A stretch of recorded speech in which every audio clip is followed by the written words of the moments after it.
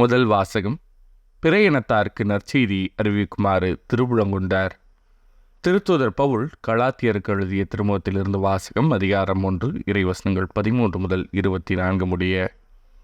சகோதரர் சகோதரிகளே, பவுல் ஆகிய நான் யூத நெறியை பின்பற்றி வந்த காலத்தில் எவ்வாறு நடந்து கொண்டேன் என்பது பற்றி நீங்கள் கேள்விப்பட்டிருப்பீர்கள். கடவுளின் திருச்சபையை மிக கொடுமையாக துன்புறுத்தி ஒழிக்க முயன்றேன்.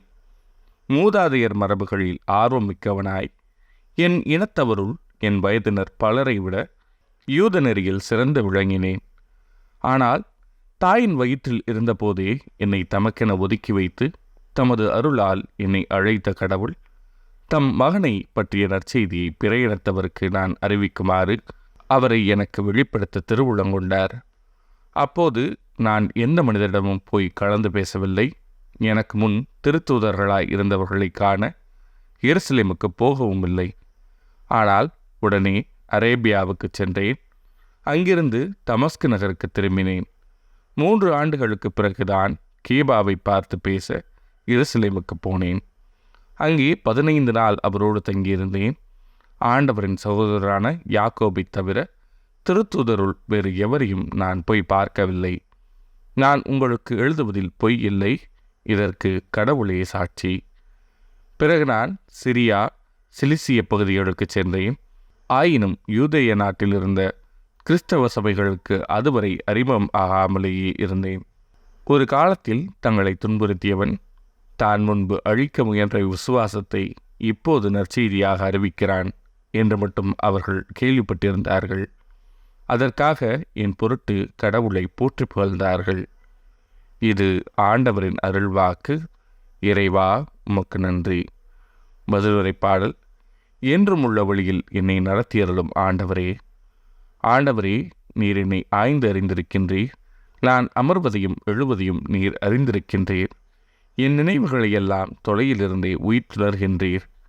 நான் நடப்பதையும் படுப்பதையும் நீர் அறிந்துள்ளீர். என் வழிகள் எல்லாம் உமக்கு தெரிந்தவையே. என்றும் உள்ள வழியில் என்னை நடத்தியருளும் ஆண்டவரே.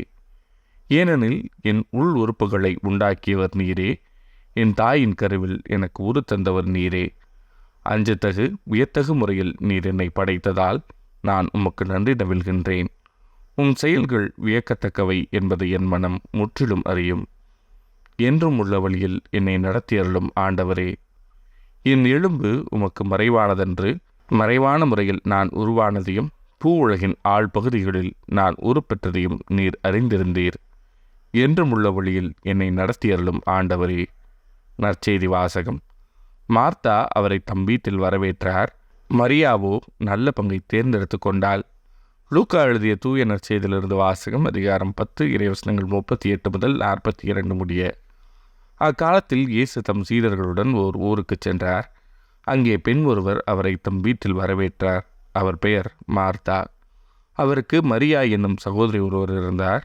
மரியா ஆண்டவருடைய காலடி அருகில் அமர்ந்து அவர் சொல்வதை கேட்டுக்கொண்டிருந்தார். மார்த்தா பற்பல பணிகள் புரிவதில் பரபரப்பாகி இயேசுவிடம் வந்து, ஆண்டவரே, நான் பணிவிடை செய்ய என் சகோதரி என்னை தனியே விட்டுவிட்டாளே. உமக்கு கவலை இல்லையா? எனக்கு உதவி புரியும்படி அவளிடம் சொல்லும் என்றார். ஆண்டவர் அவரை பார்த்து, மார்த்தா, மார்த்தா, நீ பலவற்றை பற்றி கவலைப்பட்டு கலங்குகிறாய். ஆனால் தேவையானது ஒன்றே.